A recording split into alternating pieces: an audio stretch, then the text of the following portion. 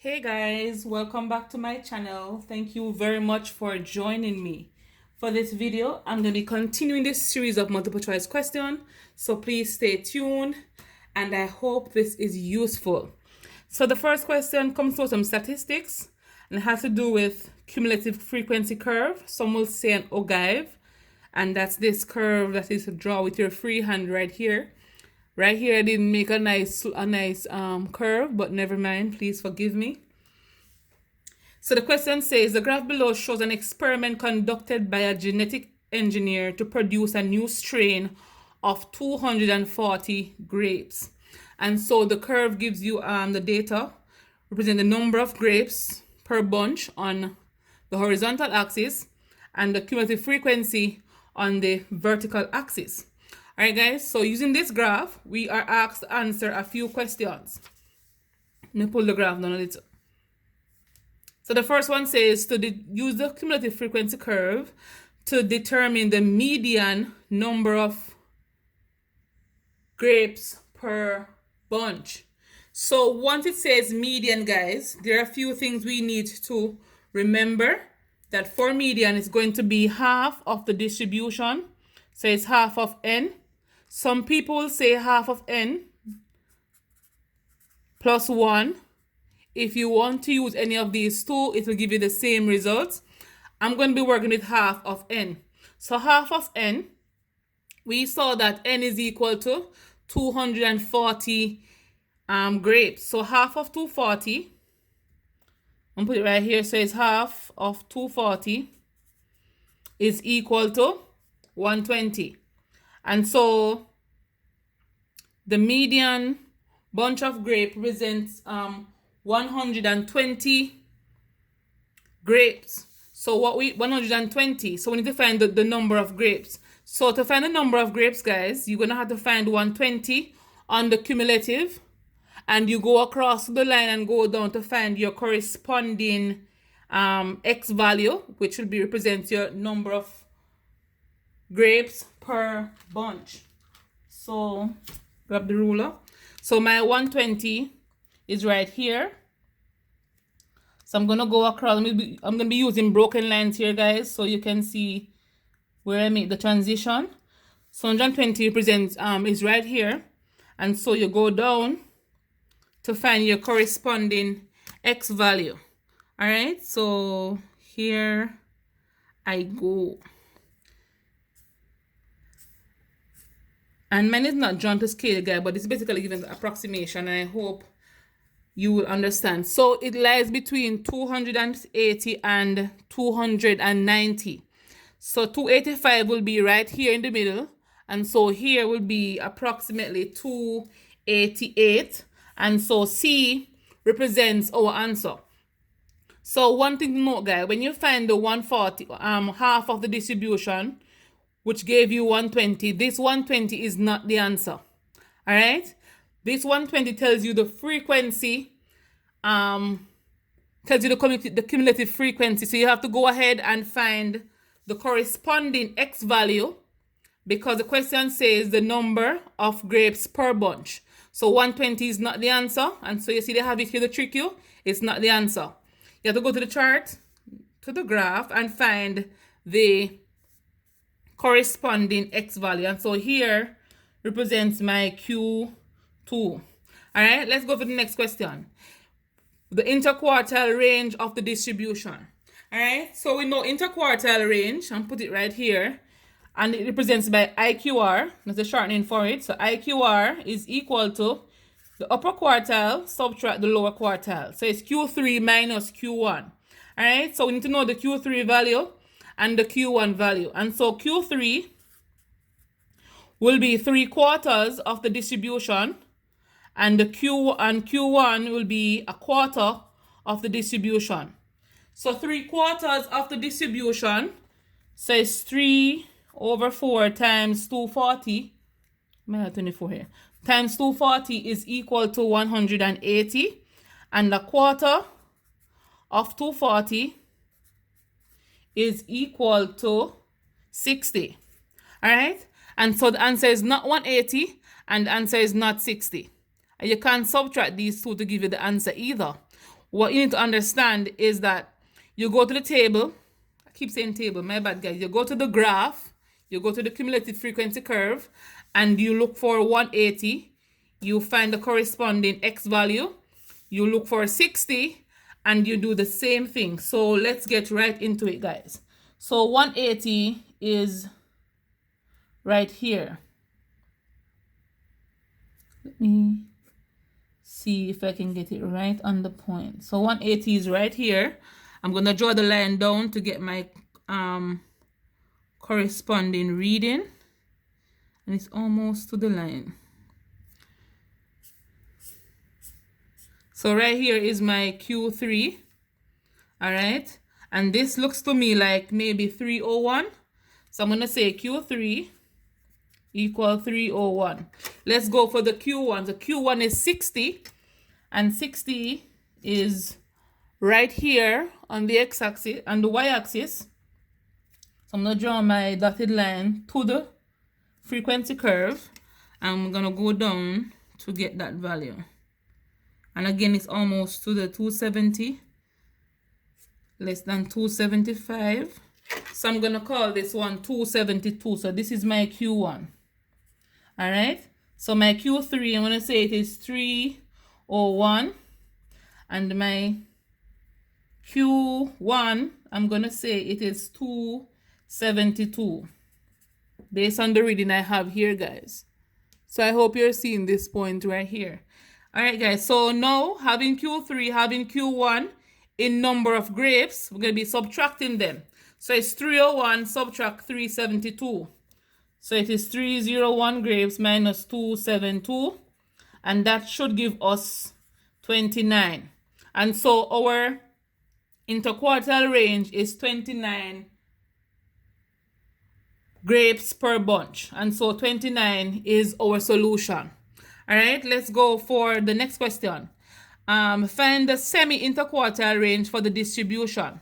So the interquartile range is Q3. I'm going to write it back right here. So IQR is Q3 minus Q1. Semi means half of that. And so you basically divide this by 2 and you put the semi-interquartile range.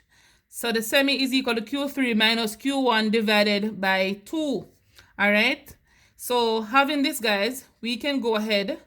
Since we know that the interquartile range is 29, you don't have to go and work it out again. You can put the answer right here.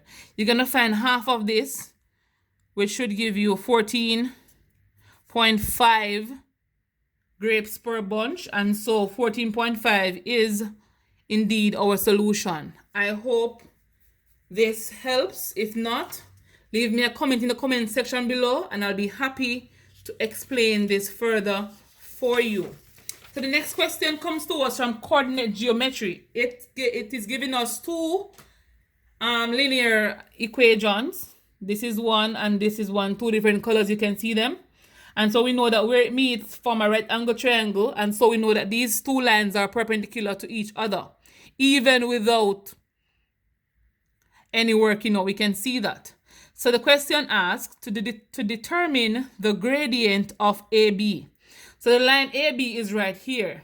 So one thing we know about perpendicular lines is that the gradients is M1 times M2 is equal to -1. So to find any of these, either M1 or M2, you're going to find the negative reciprocal of the first gradient. That means whatever the first gradient is, you're going to flip it, then turn upside down, and you're going to make it negative. All right, so let's say, I'm going to show you the long working out part. So let's say the first gradient is -7/2. I'm going to call it M1, so -7/2 times M2 equal -1. So I want to find what is M2. So these two are multiplying, so I could go ahead and combine them. I hope you're seeing that. So right here, we need to find the value of M2. So we're going to be multiplying by 12 on both sides. So this 12 cancels this one. We're left with -7 M2 is equal to -12. From here, we need to go ahead and find M2, but they're multiplying right here. So we're going to be going ahead and divide by a -7 on both sides. So this cancels.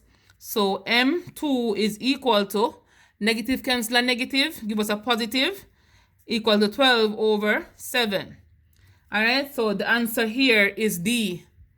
Guys, if you didn't want to go through all of this, you first identify the first gradient, which is negative 7 over 12. What you do is to flip this, turn it upside down. All right, it was negative. And then you negate all of this. So you make this negative. All right, so if you make it negative, you'll get a negative 12 over negative 7. If you cancel these two, the negative cancels a negative to give you a positive. So it's a positive 12 over 7, the same as this one. So since it's multiple choice, guys, if you want to know the shorter version, you can. But if you don't understand this one, you can go ahead and try to memorize this, because this will not be given on the formula paper. So you have to remember this part. So remember, having the first gradient, you're going to flip it and make it negative. And then you simplify, and that will give you answer. So the answer here we got is D. The next question comes to us from measurement. It says, the diagram shows a cone of base radius 7 centimeters and a perpendicular height 30 centimeters. The volume is, all right, so we need to know how to find the volume of a cone. So the volume of a cone, I'm going to put the answer right here. So the formula, right? Volume is equal to 1/3 the area times the perpendicular height. All right? So the area they're talking about is the area of basically the cross section here. And the area of the cross section here is a circular. So it's going to be pi r square. So it's 1/3 pi r square times the perpendicular height, which is 30. All right? So let's go. So it's 1/3, 22 over 7 for pi. The radius of the circle is 7. So it's going to be 7 square times the perpendicular height, which is 30. So let's go ahead and simplify this part. So we know 7 square is 49. You won't be having a calculator to work this, guys, so you're going to have to know to do these simple things in your head. So 77 goes 1, to 49 goes 7. 3 into 3 goes 1, into 30 goes 10. So we're left with 22, 7, and 10. All right? 22 times 10 is basically 220. 220 times 7. So we know that 700, 7 2s 14, 1, 7 2s 14, and 1 15. So the answer is 1540 centimeter cube, because volume represents 3 units being multiplied. All right, guys, I hope that one was useful as well. If you need help with this, please leave me a comment in the comment section below, and I'll be happy, as usual, to help you. Let's go for the last question, guys. So the last one says, if f of x is equal to negative x squared plus 3, then f of 5 is equal to what? So this question is kind of tricky, guys, in the sense where most persons will make all of this negative. All right? So all of the x is negative, but you need to understand that this also represents x. And so negative 5 square plus 3. Okay?